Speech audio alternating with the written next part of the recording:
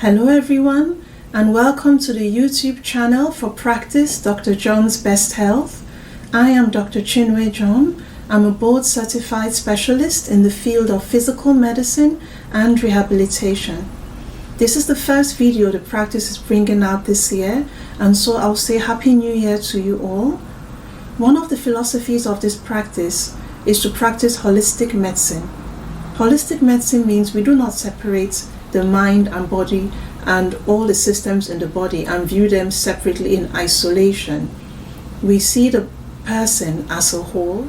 With this in mind, today I'll be discussing 5 topics which I believe are important for all of us to be aware of.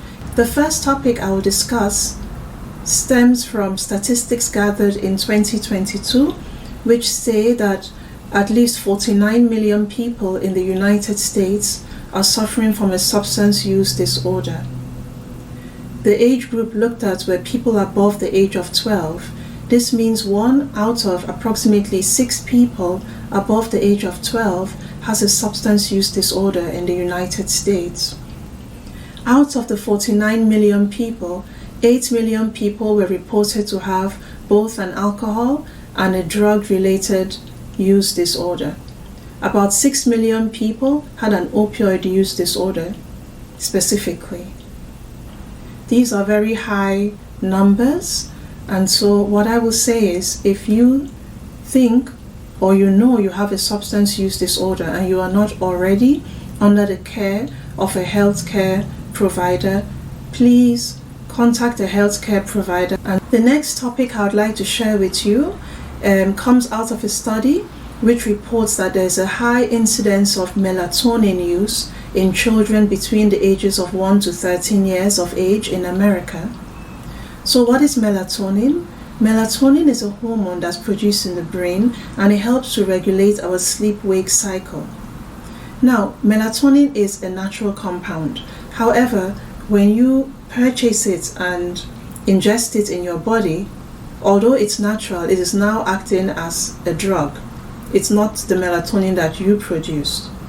And so although it's natural, it doesn't necessarily mean that it does not have any consequences when it is used in that manner as a drug. Some of the side effects that can stem from using melatonin in children are, paradoxically, sleep disturbances such as sleep terror, as well as mood disturbances. Now, there are studies that report the short-term safety of using melatonin in children. There aren't any studies that I have come across, at least, that are long-term studies, meaning more than 10 years, to show if it is actually safe in using melatonin the way it's being used now as an over-the-counter drug that doesn't require a prescription in children. So in the United States, a prescription isn't needed to get melatonin. In the United Kingdom, a prescription is needed for melatonin. So this is something that I thought was interesting and important. If you are a parent and you have a child who is below the age of 18 and they are using melatonin, I think it's something that should be discussed with the pediatrician, and it shouldn't be seen simply just as you would view a vitamin. The next health issue I would like to share with you comes from a report that showed that the accumulated use of CT scans in children can increase their risk of developing blood cancers. Blood cancers would be cancers like leukemia. According to the study in Nature Medicine, accumulated radiation doses to the bone marrow of 100 milligrays triples the risk of developing a blood cancer. I think this is very important. Of course, there are times when a CT scan is absolutely necessary, but prior to embarking on a CT scan in a young child, so anyone below the age of 18, truly assess if you need a CT scan because it is the best test, as opposed to it is the one that was easily approved perhaps by the insurance, because it is easier a lot of the times to get a CT scan compared to an MRI. But the good thing about MRIs is that they don't expose you to the radiation that a CT scan can. The next topic I will discuss involves a substance which isn't actually a drug that was developed for human use. This is a drug that was developed for veterinary use. It's a tranquilizer used in animals called Xylazine. So according to the reports, overdose deaths from fentanyl laced with Xylazine jumped 276% in just 3 years as of 2023. So Xylazine, which is the tranquilizer that was actually developed for animals, is known in slang as Tranq, Tranq, and it has no purpose for human use.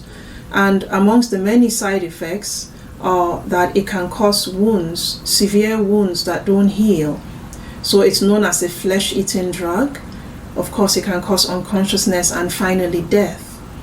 So this, I believe, is a very important public health issue at this time. Fentanyl itself is already a massive public health concern, but now we have this new introduction, Xylazine, that is mixed in with the fentanyl. And this is a problem all around America, though the particular reports I looked at highlighted particular states like Pennsylvania as having very high incidence of Xylazine use. The fifth and the final health issue I would like to share with you today involves a drug that is very commonly used. Actually, it's a class of drugs, and these are proton pump inhibitors. Proton pump inhibitors are drugs that are prescribed for the treatment of acid reflux. So these are very common.